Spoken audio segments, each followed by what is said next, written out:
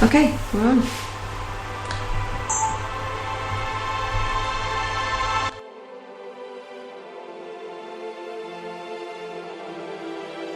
You're listening to the Go Lightly Martial Hour on freedomtalkradio.net.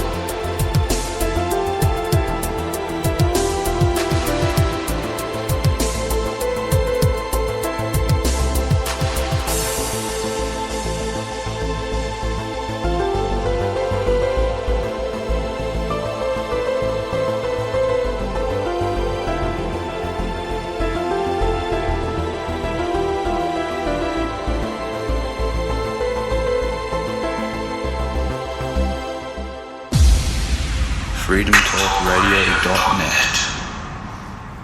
Right, we're back. A last minute downloader. I went to set up the speaker deck 20 minutes ago, and I can't do it because I have to install the latest of Adobe Flash Player. Anyway, finally got it. So, hello there. Hello there. It is, Friday? It is. The 17th Yes, April 2015, and this is broadcasting to the few from the home. Think future to the millions. Oh yeah, totally. Actually, I like the photoshopping that started going around years ago, where I think it was Chuka and Joel, whatever. Anyway, the Queen is saying yes, boss. And then it's our faces up there on the United Nations gathering as we are instructing. Yeah. It's all about overturning. Now, until a few minutes ago, when I had to download this latest installation of Adobe just so that we could come to air, I had a whole bunch of pages opening, continuing our theme. Oh, I know what it was. I just thought, for some fun and laughter, since this is Yom HaShoah Day. If you don't know what that is, this is Yom HaShoah Day. I have to open you this Chuck Missler. I joined his group to see and get the latest information coming out. And I said the low-life bastard is, and I mean that in a very kind way, is a Jew. Oh, totally. He's one of them. He's one of it. Now, the maggots. He was doing contracts with the Black Op and other, in his own words, United States government projects which were above being just black. They're not even mentioned. Right. And how he tried to get money from a bank to back the project, and the banker declined because he said they don't know who you're dealing with. There's no contract, there's no this, there's no that, no balance of payments, nothing. Yes. And you want us to put in $1.5 million? So he sent him packing. But the point being, he supports the regime of the United States, which, as we all know, is gross evil. Probably the most, hard to say, it's not as evil as England, but because they're just a dog of England, right? But it's pretty close. So I joined his website to get the latest info, and I get a report come in. Shalom, Brian. Did your hackles raise? Hello. That's a start, right? And today in Israel, at a certain hour, everybody who is driving a vehicle or whatever they're doing is going to stop the vehicle, get out, stand silently in remembrance of the, and get this is good, the 11 million Jews that died in the Holocaust. Well, about 5 it's minutes pathetic. ago. I read through that entire article, and what is pathetic is that he says 6 million up here, but by the time you get down here, it's 11 million. So I just thought, because, let's have some fun today. We have to read this, and it's called Yom HaShoah. Remember, there's no business like Shoah businesses. That is what it's all about. It's all about reparations, racket, and making everyone feel guilty to pay. What about the 66 million Jews that the 66 million Christians that the Jews slaughtered in Russia? Alone. Oh, here we go. There's another one.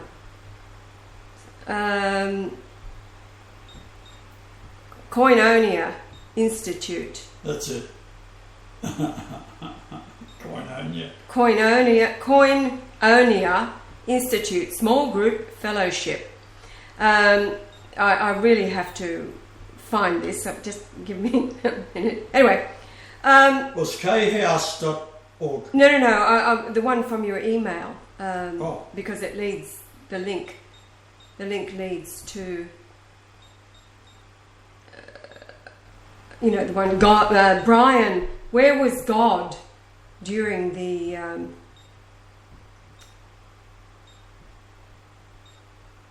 when was this? What? Perhaps it's in your span. Oh, here it is. Yom HaShoah. Brian, where was God during the Holocaust? He was laughing his guts out at the bullshit. Here we go. Shalom, Brian. For my day, he's quoting now Psalm 102, verses 3 to 5. For my days vanish like smoke. Oh my God, you got it. For my days vanish like smoke. My bones burn like glowing embers. My heart is blighted and withered like grass. I forget to eat my food. In my distress I groan aloud and am reduced to skin and bones.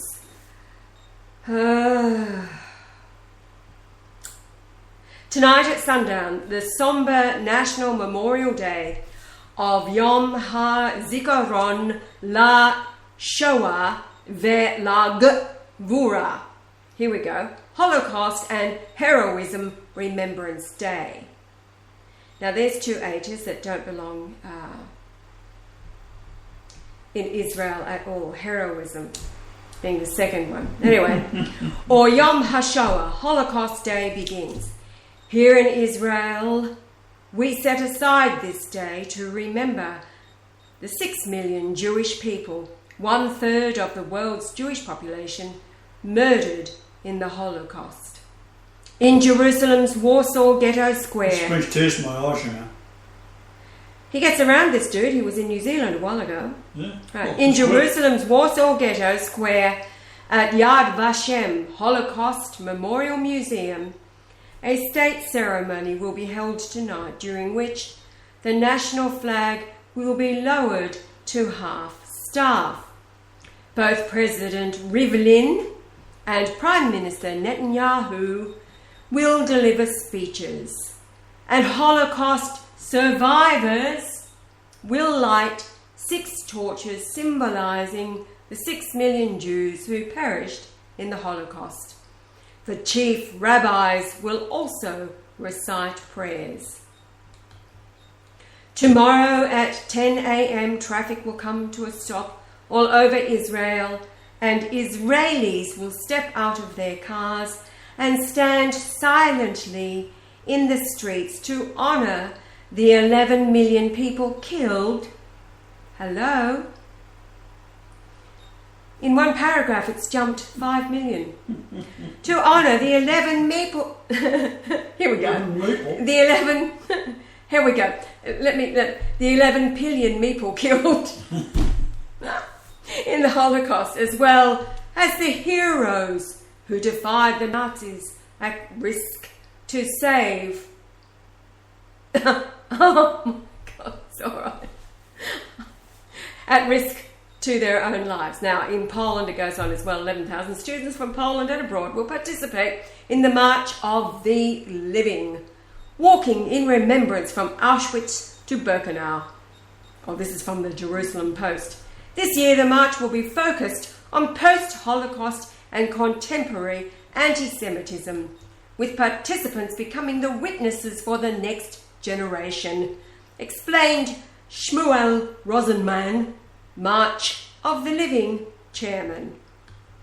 With the rising tide of anti-Semitism in Europe, this year the march takes on extra significance as we ask whether, 70 years after the end of the Second World War, the lessons of that tragic period of history have really been learned.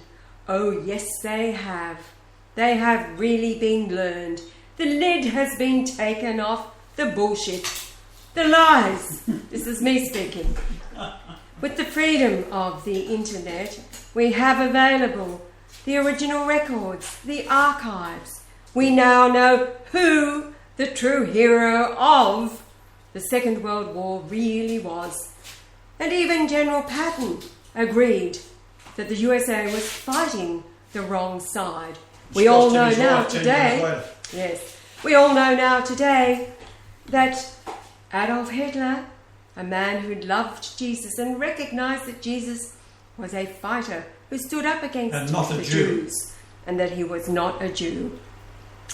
He was the hero of World War II, as his spirit, as he prophetically spoke, is rising again to awaken the masses out of their delusion. The 6 million Holocaust, the gassing of these poor hapless Jews, simply did not happen. We all know We all know today that the official Red Cross records published within the same year of the end of the war. Okay, within the end of the war, 271,073 people perished in all of the camps. It even breaks down the manner of death. Most of them died of typhus, which is what Zyklon B is used for. The tiny little canisters this size that are used to delouse the clothing that everybody had to strip themselves of in order to be deloused.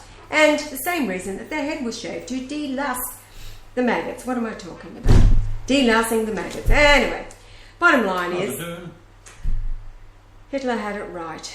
He was the one. But there is a picture in there of a ship pulling into Haifa or somewhere. Right. Just at the end of the war, that had been released from the concentration, even still wearing the prison garments, and they're looking healthier than I look at the moment. It's only because I've had a bit of diarrhoea last week. But regardless of that, they were very, very well fed. Yeah, totally. While Germany had food, they had food.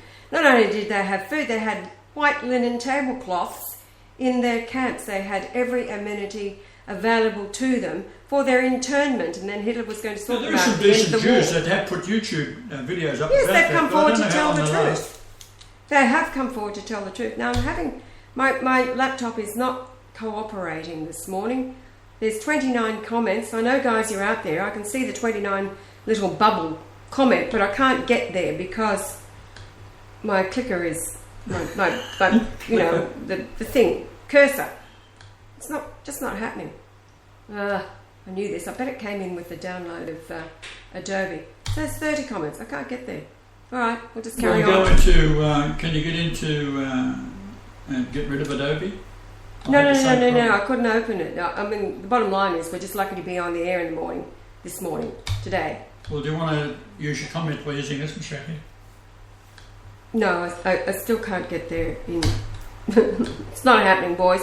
I know you're there. Thanks for coming over to visit. We'll just carry on with what did you actually have anything planned to say this morning? Yeah. Good, please take it away. I've forgotten what it was now. I'm groping away here, just trying to. Well, there's several things. First off, I wanted to explain creation.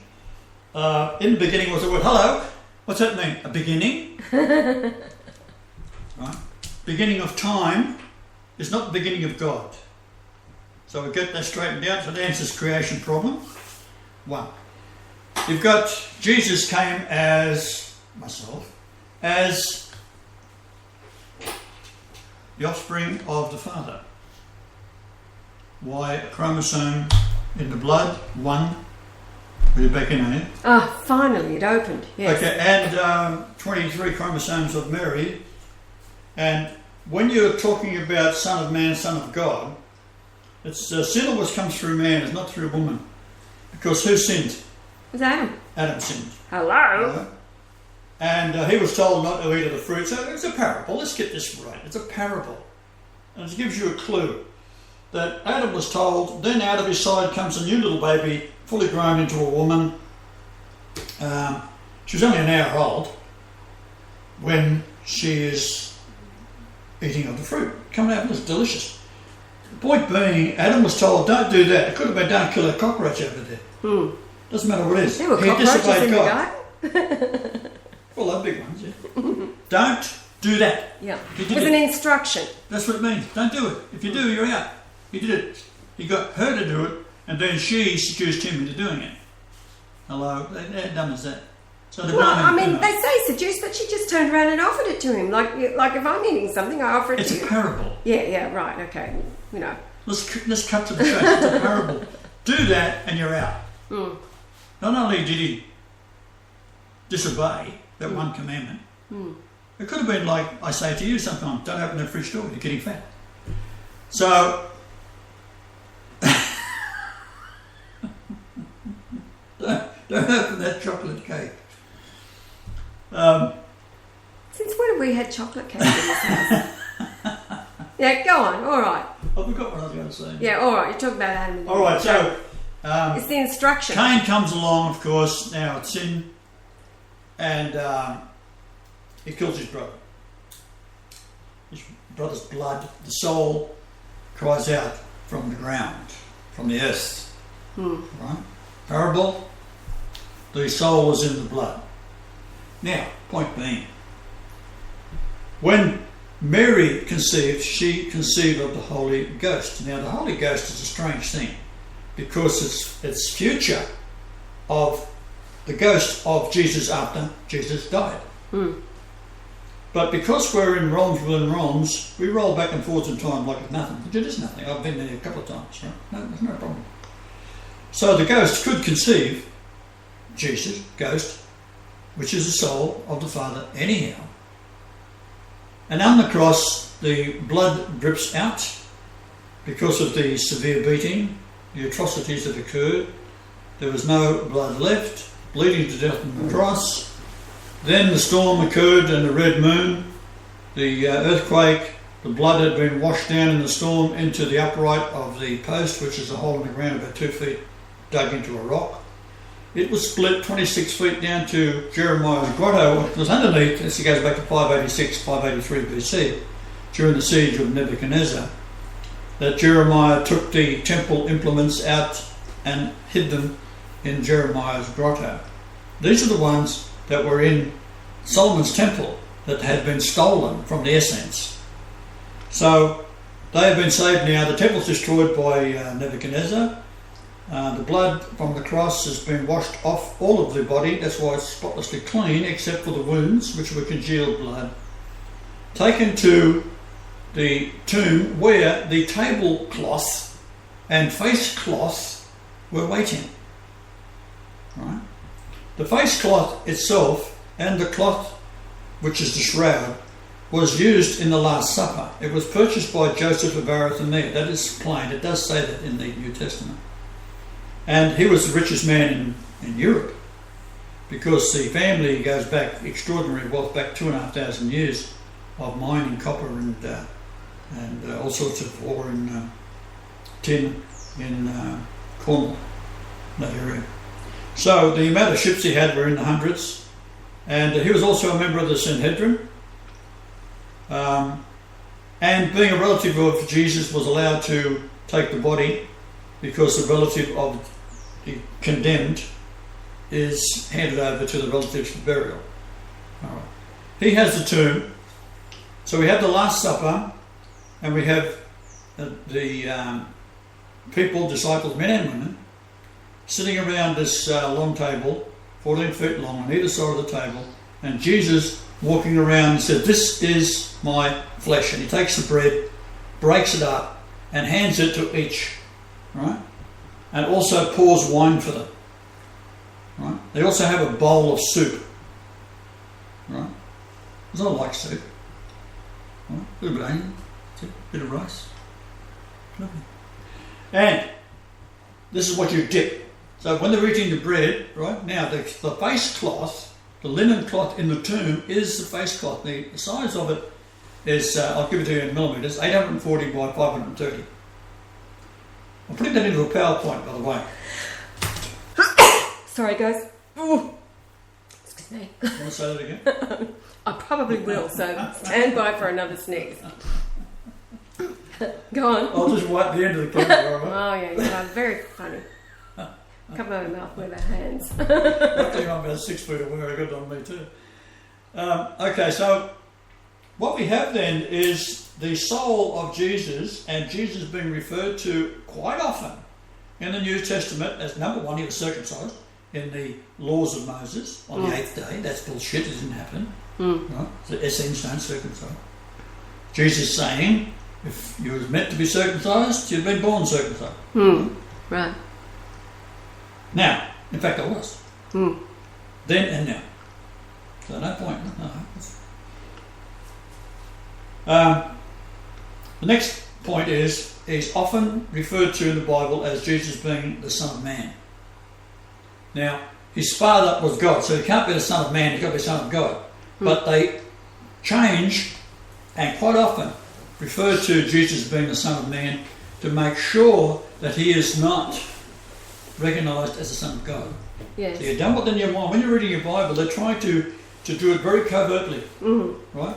And being referred to as the Son of God is found more times in the writings of the false apostle, Paul, than it is in the Gospels. Huh? So in other words, it's giving the authority of Paul knowing more about Jesus, though he didn't meet him, and came along 15 years later, right? And so on. All right, so we've got the face cloth and the Shroud of Turin. Now, on the Shroud of Turin, it has now been shown that there are a huge amount of flowers. Now, because of the Dead Sea Scrolls and the Essenes in Carmel, they were still intermingling per se, but the Dead Sea Scrolls take the Book of Esther and throw it away, don't use it, because that's the one that's Jewish, promoting Judaism, right? And the Jewish hero, Esther, right? Responsible for 75,000 deaths. This is a Haman story, isn't it? So it's quite disgusting. However, it's not in the Dead Sea Scrolls. So all the other Old Testament books are. So we've got 36 Old Testament, 36 key number. The earth is 36,000 years old. No longer. 1,000 years is like a day. So 6,000 years is one day. And 6 days of creation up till now. Now we've got 1,000 to go. Another 1,000 years, right? So we're in the end bit, if you like, of the 36,000. So we've got the shroud being the tablecloth, and because they were Essenes, they were the manufacturers of essential oils and that sort of thing from, and they were healers. Essenes are known to be healers, and they were made from the flowers. In fact, if you go to any of the documentaries on Qumran, they do have the pools there that show where the flowers would be put into the water and they'd be let. Well, I don't know what they did with them really. They, I think they stamped on them, but they got them all mushed up and then let them sit. And just brought the essential oils out of them. All right, so they are all these flowers are on the Shroud of Turin, but they are under the image. So they were on it first, prior.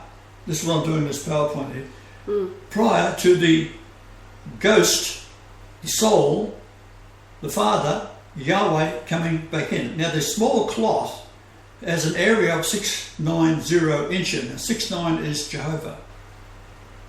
Right? There's no flowers on it. But I think what you will find, if they decide ever to do a scientific examination of it, because it does match the bloodstains of the face and what's also on the shroud. And it's been in Spain since the year 600.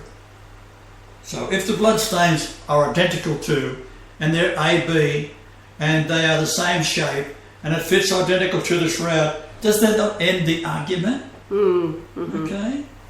So no, what they did, they got this bullshit thing going, carbon-14, which a freshly killed mollusk has been dated at 25,000 years old. So it's probably not correct. So once that occurred in 1988, it was then announced, of course, that's fake. And the owners of the laboratories that did it, the one in particular in England, got £1 million for a new laboratory in Oxford, Freemasonry. There's 25 businessmen who set it all up. So naturally, the media is all controlled by the Jews, and it was all Jewish businessmen who set it up. They want to, because the shroud is the most powerful thing ever. So they have to now have it as a fake. And every time you see a documentary on the shroud, there's always a section on it being a fake. Right? Always. You say if it's an hour long, they're going to have 15 minutes dedicated to the fake, where reality is bullshit. So the leading man on this subject is also a Jew. He's had the oldest website, and it goes right the way back, and he was a photographer. So he's a Jew taking the photographs. And he is saying that it's real, but he refuses to acknowledge any emails that I send him telling him what it's all about. Right? Because they know what it's all about. If you're the Son of God, then what does that mean? That your soul, that has come from the conception of the Holy Ghost, of the Spirit of God, the soul of the Father, is in the blood, which is commonly known in ancient Hebrew. Right? We're not talking about, when you say Hebrew, we're not talking about Jews here. Jews are just come lately. The ancient Hebrew goes way back, and it's all truth, and it talks about creation in the actual letters of the alphabet, 22 of them. Right? They were words that were not pronounceable. Hebrew is not a spoken language until the time of Esther, where they started to put the vowels into it. Then they could speak it. But it was always not a spoken language. I think it was called Box Hebrew. All right, get back to the point. So we have the flowers that are all dated by their type of existence and died out in certain amounts of time, but all come from around Jerusalem. So the flowers used for making these essential oils by the community of Qumran, and therefore when the Last Supper was set up in the usual manner, because it was a special deal, they put flowers all over the table. So then you got the face cloth that was found in the tomb by itself, and the shroud by itself, linen cloth. Now it's made of linen. The same weave is in Spain, and it's the same material that is on the Shroud of Turin. It's got the same blood stains on it, the same blood type. Everything's identical, so we have it dated to at least 600 AD, as opposed to what they're saying it was a fake in the 13th or 14th century. All right, so what's it all mean? Well, the distance around the face cloth itself spells out the word light and burn. Hello! Is not the image made from light of the soul of God, the Father, which Jesus spoke about. The Father and I are one, which I've often said, who the hell was yapping on to Moses in the wilderness? It's bullshit. All invented. Comes out of Babylon. That's the secret mystery religion. So we've got the Son of God, often referred to as Jesus, is a complete and utter Son of God, or the Son of Man that you... The Son of Man. Yeah. In the New Testament, I'll just go into the Bible and I'll tell you how many times the word Son of Man is found. And that means he's descended from Cain. Right, son of man. 192 times. It starts off in Numbers, right? I'll read that one because that sets the stage, if you like. God is not a man, that he should lie, neither the Son of Man, that he should repent. Hath he said, and shall he not do it? Question. Or hath he spoken, and shall he not make it good? This is Moses. Job.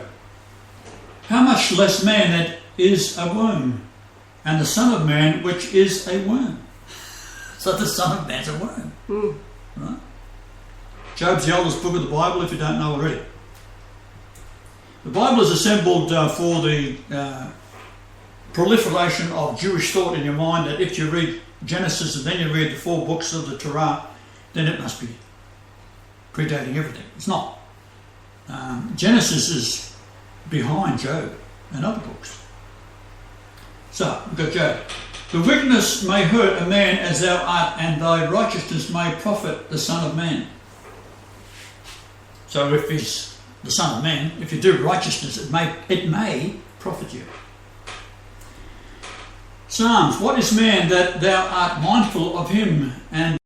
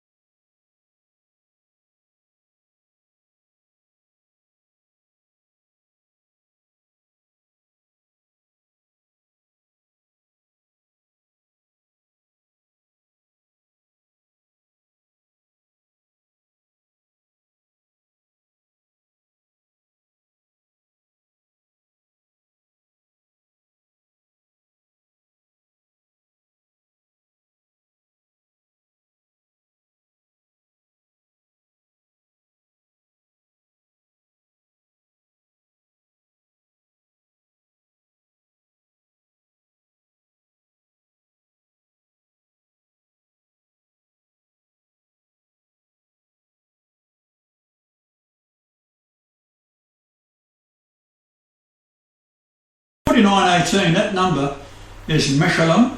It's found in 1 Chronicles 5:13, which is the key of the whole understanding of the genetics and the nativity of myself today and Jesus then.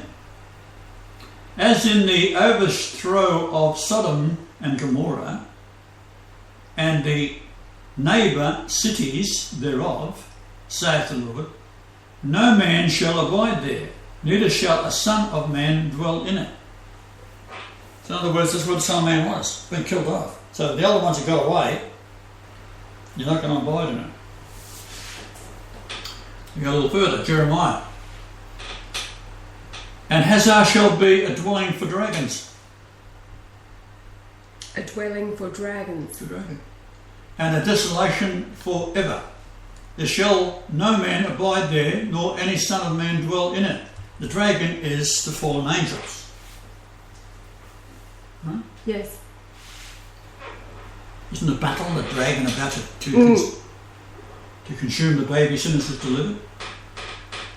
And God overthrew Sodom and Gomorrah and the neighbour cities thereof, saying the Lord, so shall no man abide there, neither shall any son of man dwell therein. That was said before, remember? The cities are of a desolation, a dry land and a wilderness, a land wherein no man dwelleth, neither doth any man, son of man, pass thereby. So let's go to Ezekiel. Now, it's Ezekiel, it's on and on and on and on. I'll just read the first one. And he said unto me, Son of man, Ezekiel's the son of man. So they're making Ezekiel out to be a son of man. Stand upon thy feet, and I will speak unto thee. Now, he was an Essene. He was a son of God, because he's descended from Seth. Why Seth? Well, Seth was a replacement for the murdered Abel. And if you read what it actually says in the parable, it says that God replaced Abel to Eve. And so God conceived in Eve a new baby, which was Seth. And Seth, of course, lived 912 years. I was £9.12 when I was born. Yes. And the average age of all the patriarchs is 912 years. So you go from Methuselah, 969, start counting backwards, down to Adam, 930 years, blah, blah, blah, on it goes. So, remember, Adam did sin, but he was the son of God. Doesn't mean the son of God can't sin. So they're the ones that've got to keep their nose straight, right? So, his reward for doing the wrong thing, don't step on that cockroach over there or whatever, eat the apple. Don't do that. So he got Eve to step on it, so to speak. Same sin. Getting someone else to do it is bloody worse than you doing it in the first place by yourself. Right, so we end up with the Son of Man, Son of Man, Son of Man, goes through the Jesus thing over and over and over again, but leaps all through Ezekiel.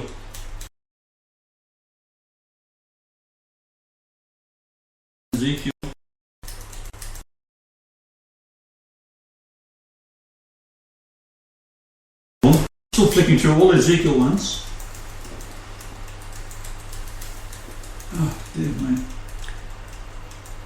Alright, while you're doing that, hi guys. Dang. Here Ed and Mark and Jonas and Adam stepping on a cockroach, yes. Alright, well. Are you hearing me clearly? So Mark is asking, so the Adamite race are Yahweh's physical and spiritual children? ? That would tend to be correct, but I would look into it more seriously of what he's actually referring to. Right. Now, he'd written before, sons of Seth. Okay, right, you can hear now. Mark, did you get that earlier? Cain, the sons of Cain, of course, bring forth the evil. They are the Jews today on the earth. Adam was given the instruction. It is his fault for the fall of man. He blamed Eve, and is why today we have so much suppression of women all over the world, because men are constantly blaming Eve for an instruction that was given to Adam. Eve was not on the scene at the time, and Adam was right beside her in the story. He could have easily stood up and said, no, the Yahweh said not to eat, don't know why, don't care, just don't, and thanks very much, but and so resisted. Got a bloody new convertible Mercedes in the garage. No, he's got to go eat an apple. So it really is, it's all about the testing of the Son of God. Adam was the creation of God. And today we have... Seth is a replacement. Seth is the replacement of... the Son of God. The Son of God, Because God caused Eve to have a baby to replace... Yeah. Right? So that's how the parable reads, right? Which is correct. Yes. So keep that in mind, it's a parable. And... goes down to the genetic line. This is where all the good guys come out of the line of Seth, and that is why the Jews have now become the Semite. Right? Because it goes down through Noah, and then you got Shem. So in Greek it's Sem. So they reverse that. They want to be the good guys, and naturally they are of Cain, Ham, right? Because it all has to come through, and they reverse everything. So we've got the anti-Semitic. That's like saying to yourself, I'm anti-me. Right? So you can see the abominations of the Jews are so extraordinarily evil, and how they can dominate. And even today, at this very moment, they're planning on going out in the streets, stopping all traffic. Hopefully there's a runaway bus. Oh, with the accelerator stuck there. Yeah. Now, yesterday, of course, you know where it all comes from. Hi, Ross. So the audio keeps stopping. We must be getting through. So, okay, all right. Well, I had terrible trouble getting on this morning. As I say, suddenly I had to upgrade the Adobe because it wasn't going to take me to the Spreaker deck at all. And then, anyway, yeah. Now, yesterday was the background to it all. As we keep saying, it's an ancient plan. This is this evil force that has dominated since the garden. So when the Christ comes as God in the flesh, it's about the restoration of all things, and it literally means right back to the garden to overturn the disobedience. It's all about obeying. And as Jesus, he said, if you love me, you will obey me. Really simple. Don't do that. Okay, I won't.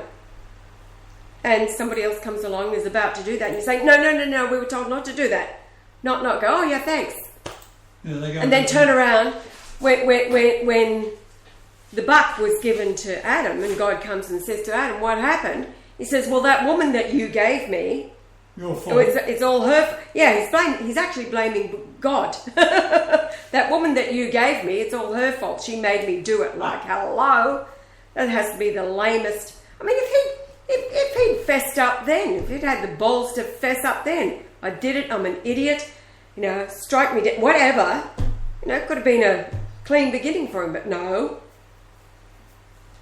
Okay, so that's basically, if you keep it clean, that is the parable and the meaning of it all. Without going into fairyland, trying to find something else to say about it. The fact is, God gave Seth to Eve. Right, I'll get you a glass of water while you're sitting there and you're choking on it. I'll be back. So keep talking. What do you mean keep talking? How to talk? Oxymoron, all right?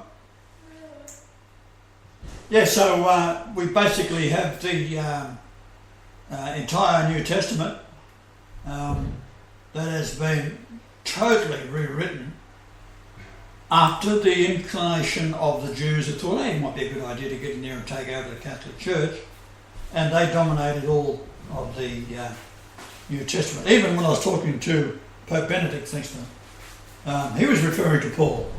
Like, I'm gritting my bloody teeth over that. So even the most advanced man in the religious world, who was a professor, had no idea that Jesus was an essence. Yeah, we're talking the Pope here. Like if you think he would know better. Like, let's say you own Boeing aircraft company, right? Are you going to put in there some clown that has no idea about aeroplanes or finance or how a plane should be constructed and blah blah blah? You wouldn't. You're just someone who's an expert on all things. That's how you become the CEO. You know everything. What about an orchestra? You got a man who is waving the stick around. He plays every bloody instrument. Right? He knows it all. And that's what it's all about. You've got to have someone who knows what you're doing. So they got into the situation where they were able to promote men who was in charge of the church itself right throughout history. And there were some evil bastards there, right? So one of the good things that the Spanish group did was to turf all the Jews out in 1492. Now think how long ago that was. 1492, they threw the Jews out in the Spanish Inquisition. It wasn't against anyone else, it was against the fucking Jews. Because they were blood sacrificing. 523 years ago. Yeah. And that's when they come up with a big plan of make your sons lawyers and doctors. The instructions from the Sanhedrin in Constantinople, as we read yesterday. The backdrop to everything that is playing itself out today. And when I say fucking Jews, I mean it in a very nice way. The kindest possible way. They're lovely people, aren't they? Yes, dear. Now, getting into the shroud, we have then the almost perfect shape of the wounds on a body that had not been washed by the women, which was the normal practice when you're putting someone in a tomb, because it was already a storm that was so severe that it had washed everything from the body that hadn't been congealed. Right? So on the shroud it does show some of the wounds on the head and some of the blood flowing down from the wrists, and that had set and become solidified before the storm hit. Other wounds were still bleeding. So in other words, the blood wasn't fresh at the wrist level because the blood level was dropping. So the blood was no longer still freely flowing from the holes in the wrists and flowing down the arms. Right? Please pull oneself up, and the angle of the blood flow was about 250 pound strain on each arm when you nail through the wrist, and extraordinarily painful. That's why the thumbs are turned in. Okay, so the other parts of the body were still fresh blood, and that is why the blood on the forearms and the head, parts of the head, were solid, dried out, because there was no fresh blood flowing to keep it soft. Once the blood stopped flowing from those areas, it's going to start setting up in the temperature of the day. Then the rain hit. The blood that was still flowing was washed away. You see that in the legs, you see that in the arms, lower arms, you see it in the back, you see it in the front of the chest, you see it on the face, all these. So when the body is taken down, they've got to take the body to the carrier, to the tomb, where waiting for it was a shroud. It was put in there the night before, after the supper. And there's a 2 pieces of cloth. So the body is then placed in it. Now I must also point out the actual tomb is known, and it was made for a smaller man. It was owned by Joseph of Arimathea, but he was shorter. Now, and that's Jesus, a big man. Yeah, that's even speculated in what we were reading the other day from the report of Pilate. It was on the report of Pilate or Caiaphas. So don't think of it as being a large area where there's lots of room. It was think of it as you get those little boxes in the trains where we can sleep in one little bed, right? Something like that. But it wasn't long enough, and one end had been. So what has happened is they put the shroud down, put the body on, then pulled over the top of the head. That's why it's tight. Yes. Right. But they had to take the crown of thorns off. And the crown of thorns released more blood from the scalp. Yes. And that's fresh blood. Yeah. So they had a little bit extra shroud, if you like, to go over, because you have the feet, the man put on it, the body put on it, right up against the concrete, let's say 6 foot 3 inches long, but in a rigor mortis position. The legs are up. They couldn't straighten the legs out because they're too tall. Yes. Yeah. Otherwise it would. Yeah. When I say the speculation in what I read was Joseph himself going to acquire another tomb. You know, that was the speculation until the resurrection, and then they realised. It's all set up. It hadn't happened. They were all in on it. Right? I mean, that's why Mary wasn't too happy about it. There are references in the New Testament that squeaks through, because the Jews would take it out if they thought it was relevant, but because they're stupid, they miss the key points. They don't really realise what it's all about. And even today, when you talk to any religious person, the laws of Moses is what it's all about. Right? It was to stop the stupidity. God is not an idiot. Right? The men who created these laws and these horrid things out of Babylon invented it all. Right? And then, of course, it was necessary to stop this bloodshed, this horrendous amount of slaughter of animals, slaughter. Sacrifices. Now, in those days, the Jews could only stone someone to death. Yet, the Romans were forced into crucifying him. So you could say, all right, we have the crowd release Barabbas, right? And that's not going to happen because there's a Barabbas in the jail. Barabbas means son of Abba. They're saying the nickname of Jesus, release Jesus. Bar-Abbas. Son of Abba. Son of Abba, Son of God. Right? So get the point? Here's they say, release the Son of God. Saying in Aramaic, release the Son of God. We got a son, of course the idiot, Romans, we got a Son of God in the, we got a Barabbas in the, yes, we have one of those. That was already all set up. Yes. He was a zealot. Yeah. Right? They'd already arranged to have him in there because Jesus had already arranged it that this has to go ahead at the specific moment. Normally they would not crucify someone on that Sabbath. Right? It's not done. It's done for a week. Right? It all had to fit the Isaiah prophecy. And the stupid Jews were being influenced by some of the rabble that knew that the crucifixion had to go ahead. Right? Crucify him! Right? It's not a Jewish custom to crucify someone.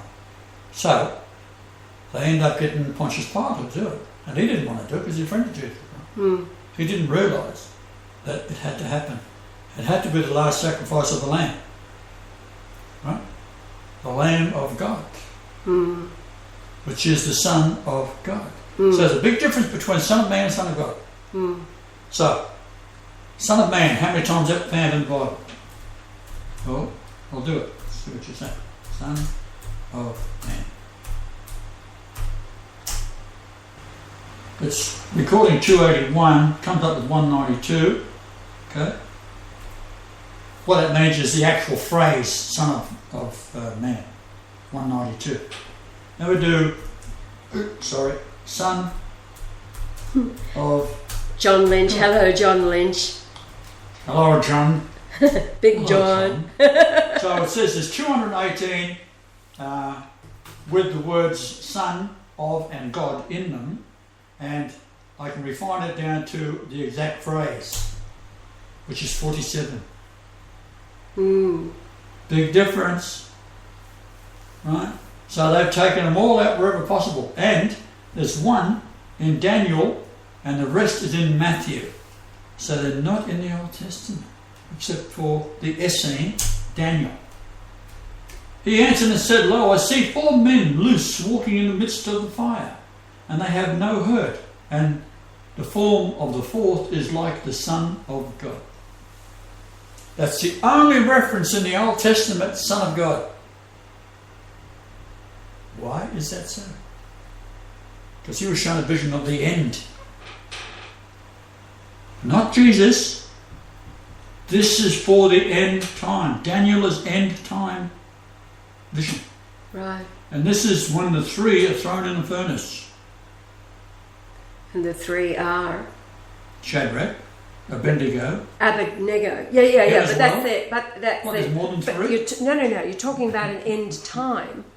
So do the 3, which were Shadrach, Meshach, and Abednego, are they representative of what? That's what happened at the time. As Yes, I said, that there's happened wheels at the within time. wheels. Go back to Ezekiel, wheels within wheels. Right. Right?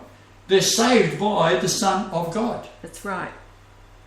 Right? So they're going to reincarnate in the end time when the furnace is on. Right? We're in the furnace now, in hell. Yes. The hell is Hades. In fact, when I measured the... I'll go back and see if I can show you, or I'll find it. Hang on.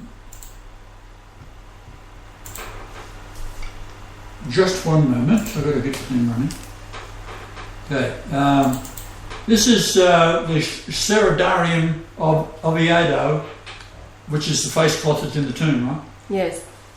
Now you can go online, which I did, and there's a little program there, and you can put a cursor on and move it across, and shows you the size of it, right? You go diagonally and do a lot, where you go from one blood spot and see how big the blood spot is, it'll give you how many pixels it is, or how many millimetres it is. So it's quite a handy little tool. And what I did, let me see if I can find it.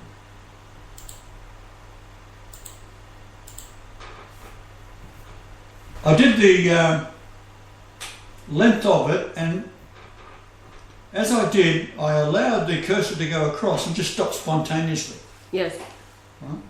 Because I was just figuring out how it worked, right? So I said, I'll start there and just go across and just leave it. See what happens. Right. It's 1067.6 millimetres. And that is Genesis, right? nativity, and I'll bring it up on the computer. So we've got 1067, firstborn. So that is not revealed by the actual Sardarium itself. I just started on one side and took it across to see how it counted up in pixels and length, and went past the end of it and just then stopped it. Right? It was spontaneous, and that's what it came up to be. And I thought, hello, that's not a bad hit. So then I went back and redid it again because it's 840 millimetres long, not 1067.6. But that's what I did. Right. So now, this is the work that you're doing because it's going to go in front of Pierre's work, is that right?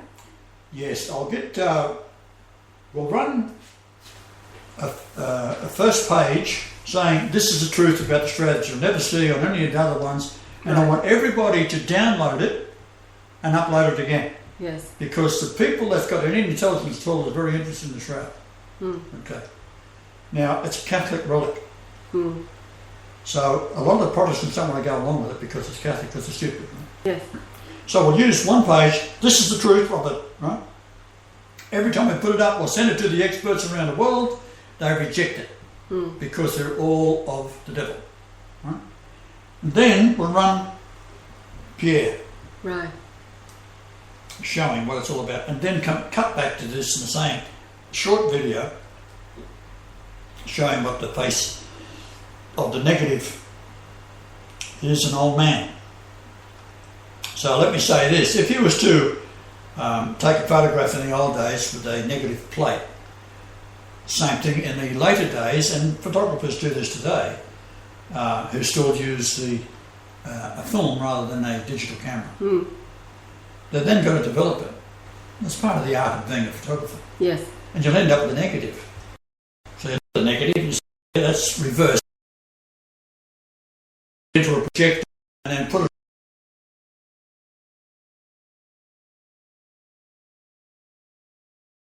And you'll have the face of the person. Right? Well, on the Shroud, it's the other way around. It is a negative already. So when Pierre took a photograph of it in 1898,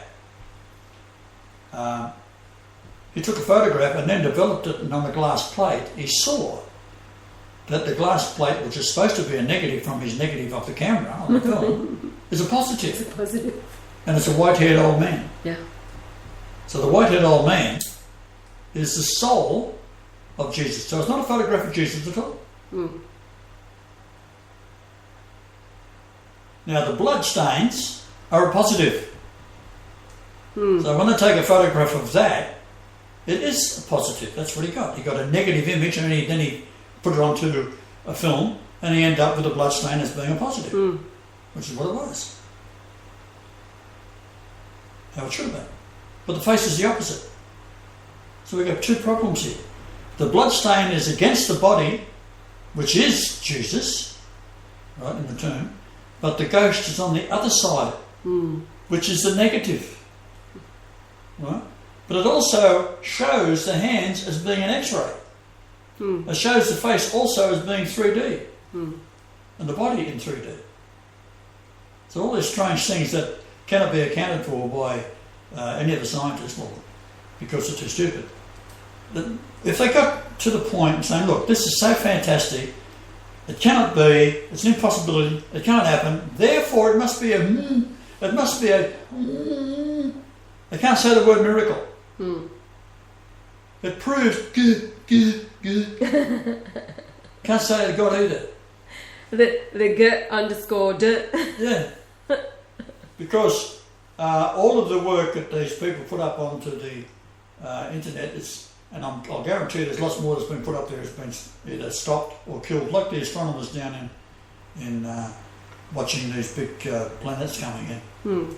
As soon as they open the app about that, they get killed. 100 of them so far. Right, Jonas just left a comment. He said, this is heavy. When I read about the Shroud 10 years ago, I always wondered how it could be Jesus Christ, and he looked so old. And now this, mind-blowing. He says, thanks, yeah. All right, we're running out of time again. Oh no, I just get on a roll. We're just getting on a roll. Speaking of roll on, you got a deodorant? Yeah, I was just thinking the same thing. We haven't done that this morning, have we? We bring my homemade deodorant, leave it downstairs, so that when we both forget, we're downstairs and faced with it. It's a good one. But I don't have body odours, you know. No, except if you're feeling really off, and then we know that something's going down. Yeah, if I get very sick, I start to... No. All right, we're going. Are we? Let it, yeah. Are you going to talk about the painting? Oh, House of Cards. Just think of the Jews as a house of cards, guys. One flick and they're all gone. Alright? Yeah, this was my second painting. It was my personal favourite. I've got it framed outside. I had it printed, a copy printed, and then framed. But yes, the House of Cards. The movement, the counterfeit, hell, heaven, the only one flick, they're all gone. This is what is controlling the separation of heaven and hell. One flick and they're all gone. So just remember that. Isn't there some kind of pest control? One flick and they're all in gone. Australia there is, yeah. Yes. Is that about cockroaches or fleas or flies? Cockroach. Cockroaches. Okay. There we go. One flick and they're all Well, gone. I've got a question for you. I guarantee you don't know. Go. How many cards is there? I Don't don't look at know. it. I don't know. Good point though. I'll have to count it. Well, count them. 1, 2, 3, 4, 5, 6, 7, 8, 9, 10, 11, 12, 13, 14, 15, 16, 17, 18, 19, 20, 21, 22, 23, 24, 25, 26, 27, 28, 29, 30, 31, 32, 33, 34, 35, 36, 37. 37 books of the Old Testament. There we go. One flick and they're all gone. Alright, we're going. Going. Later, Gators, back tomorrow. Hitler! Absolutely. And hail Benedict. 88 he was yesterday. Yeah. He's the hero. Yes. Right, bye. Okay, bye guys. Thank you for coming over, and good to have you come and listen. Later, Gators.